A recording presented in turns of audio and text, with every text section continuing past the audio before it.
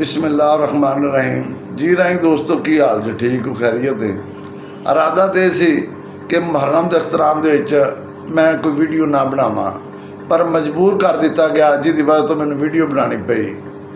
एक शहबाज साहब ने जी कसूर के अंजमने राइया का, बल्कि मैं इनू राई तो नहीं आखांगा, मैं इनू मरासी आखांगा, क्योंकि ये काम ये करदार इस तरह का है। कुछ दिन पहला एक उराने चीटे ते एक मौलवी राइयों के खिलाफ गलत वीडियो बनाई जिसका मैं जवाब दिता, जिदे ये शहबाज साहब को तकलीफ शुरू हो गई।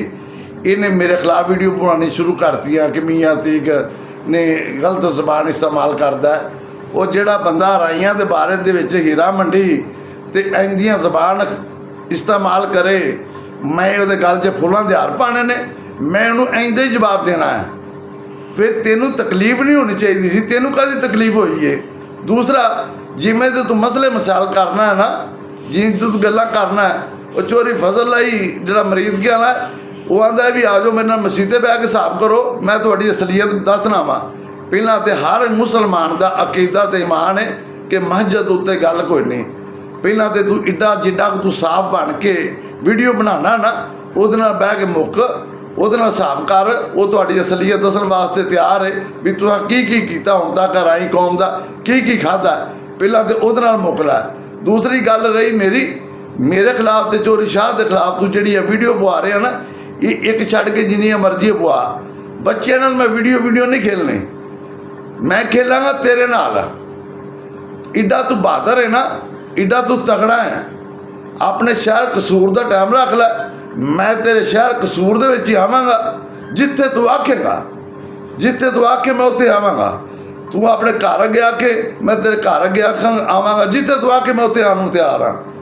उत्थे मेरे नाल जो तू करना होया ना, जे तू बहादुर होया ना, एडा तगड़ा होया, उत्थे मेरे नाल करना भी।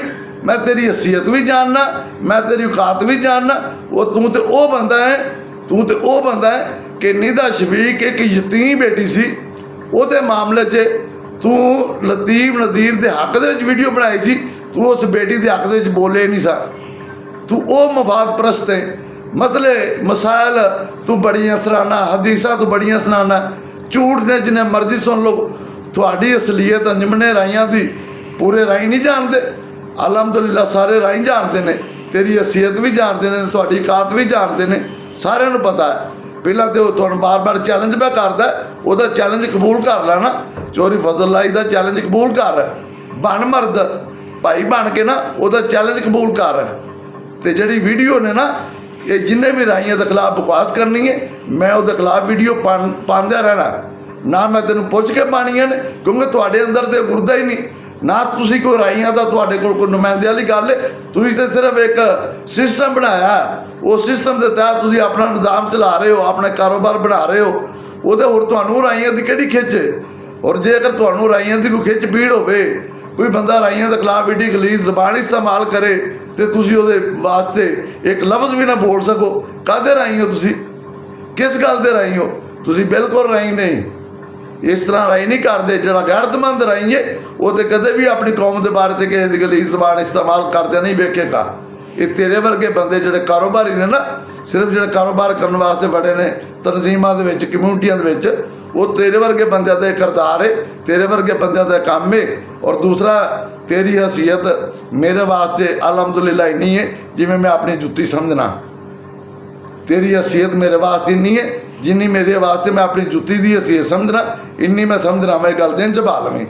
आ जेडे तू बच्चों तो वीडियो पवा के तू मार के मारदा फिरना ना, ये कोई मार के नहीं है, ये कोई गल नहीं। हालांकि तेरे नाल मेरी गल भी हुई सी, तू मैंने आख्या क्यों ना गुस्से दे पाई तो मैं कटा देना वा, ठीक है ना। मैं फिर भी खामोशी इख्तियार की थी, पर तू रोज़ाना ही मैं वीडियो बनावा किसी के खिलाफ जोड़ा राइयों ने जवाब गलत आके, मैं तो उन्होंने खिलाफ वीडियो बनाना। तेरे खिलाफ तो मैं वीडियो नहीं को पाई, तेरे खिलाफ तो कोई वीडियो नहीं ना बनाई मैं कि तेरे खिलाफ कुछ आख्या। तेरा तो हक ही नहीं बनता। तू किस गलों दूसरे लोगों की हमदर्दी करना पिया भाई कि गालां कढ़दा? कोई बंदा राइयों को गलीज जबान इस्तेमाल करे, इन्नी गंदी गुफ्तगू करे तो उन्होंने राई जवाब ही ना देन। तू कहता ठेकेदार है राइयों का, तेरा की वास्ता है?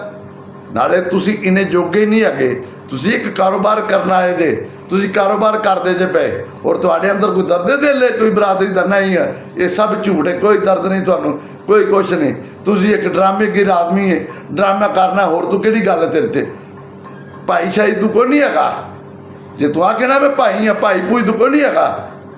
ਮੇਰੇ ਕਾਗਜ਼ਾਂ 'ਚ ਤੂੰ ਕੋਈ ਭਾਈ ਨਹੀਂ ਹੈਗਾ, ਠੀਕ ਹੈ ਨਾ। ਪਹਿਲਾਂ ਤੇ ਚੋਰੀ ਫਜ਼ਲ ਆਈ ਜਿਹੜਾ ਆਂਦਾ ਪਿਆ ਨਾ ਵੀ ਆਓ ਮੇਰੇ ਨਾਲ ਬਹਿ ਮਸੀਤੇ, ਜੇ ਏਡਾ ਭਾਈ ਹੈ ਨਾ ਉਹਦਾ ਚੈਲੰਜ ਕਬੂਲ ਕਰ। ਜੇ ਭਾਈ ਹੈ ਨਾ ਤੇ ਉਹਦਾ ਚੈਲੰਜ ਕਬੂਲ ਕਰ। ਉਹ ਮਸਜਿਦ 'ਚ ਆਂਦਾ ਪਿਆ ਵੀ ਮੇਰੇ ਨਾਲ ਮਸੀਤੇ ਪਵੋ, ਉਹਦਾ ਚੈਲੰਜ ਕਬੂਲ ਕਰ, ਫਿਰ ਮੈਂ ਤੈਨੂੰ ਮੰਨਾਂਗਾ ਤੂੰ ਵਾਕਈ ਭਾਈ ਹੈ। ਤੇ ਆ ਜਿਹੜੀ ਬੱਚਿਆਂ ਤੋਂ ਵੀਡੀਓ ਪਵਾ ਕੇ ਤੇ ਤੂੰ ਮੇਰੇ ਖਿਲਾਫ ਤੇ ਚੋਰੀ ਸ਼ਾਹ ਦੇ ਖਿਲਾਫ ਵੀਡੀਓ ਪਵਾਉਂਦੇ ਆ ਨਾ, ਇਹਨਾਂ ਵੀਡੀਓ ਦਾ ਮੈਨੂੰ ਕੋਈ ਭਾਰ ਨਹੀਂ, ਮੈਨੂੰ ਕੋਈ ਭਾਰ ਨਹੀਂ।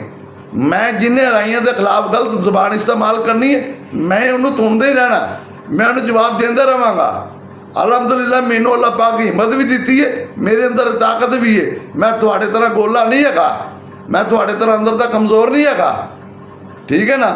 ਤੇ ਜੇ ਫਿਰ ਵੀ ਮੇਰਾ ਤੈਨੂੰ ਚੈਲੰਜ ਹੈ, ਜੇ ਤੈਨੂੰ ਕੋਈ ਹੋਵੇ ਨਾ ਵੀਡੀਓ ਖੇਲਣਾ ਛੱਡ, ਆ ਬੱਚਿਆਂ ਤੋਂ ਵੀਡੀਓ ਪਵਾਉਣਾ ਛੱਡ, ਆਪ ਆ ਜਾ, ਮੈਂ ਤੇਰੇ ਸ਼ਹਿਰ ਕਸੂਰ ਜਦੋਂ ਤੇਰਾ ਦਿਲ ਕਰੇ ਉਹ ਟਾਈਮ ਰੱਖ ਲੈ।